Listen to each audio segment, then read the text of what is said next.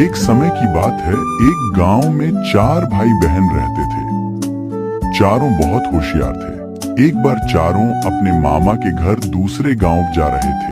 रास्ते में उन्हें ऊंट के पैरों के निशान दिखाई दी। थोड़ा आगे चलने पर उन्हें एक व्यक्ति अपनी तरफ आता दिखा।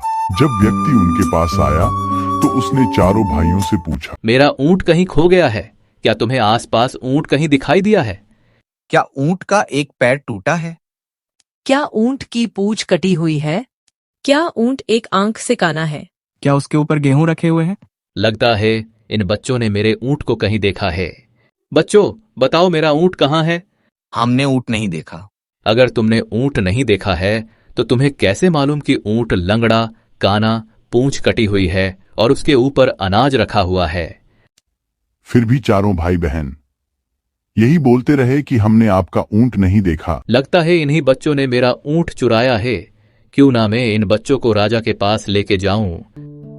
महाराज, मेरा ऊंट कहीं गुम गया है और इन चारों बहन भाइयों ने मेरे ऊंट का हुलिया बताया है, किंतु कहते हैं कि हमने तुम्हारा ऊंट नहीं देखा।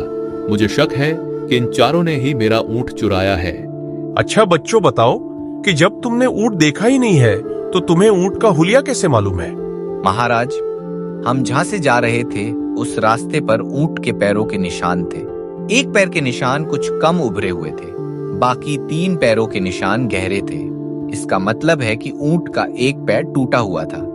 महाराज, ऊंट की पूंछ कटी हुई होने का संदेह हमें इसलिए हुआ क्योंकि जहां ऊंट के पैरों के निशान थे वहां ऊंट का गोबर बिखरा हुआ नहीं था। इसका मतलब साफ था कि ऊंट की पूंछ कटी हुई है।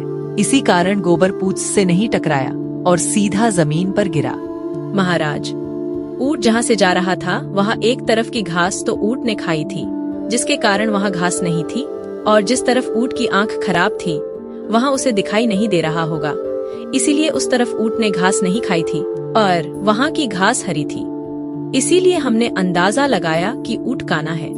महाराज, जिस रास्ते से ऊंट जा रहा था उस रास्ते पर गेहूं के दाने बिखरे हुए थे, इसलिए मैंने कहा कि ऊंट के ऊपर अनाज रखा हुआ है, किंतु हमने इनका ऊंट नहीं देखा था। बहुत बढ़िया बच्चों, तुम चारों बहुत समझदार और बुद्धिमान हो। मंत्री जी, इनके माँ बाप को भी यही बुला लो। अब से ये बच्चे और इनके माँ बाप राजमहल में ही रहेंगे। इन्हें कभी कोई परेशानी नहीं होनी चाहिए और इन्हें जो चाहिए वो सब उपलब्ध करवाए और ऊंट वाले का ऊंट भी ढूंढ के लाए।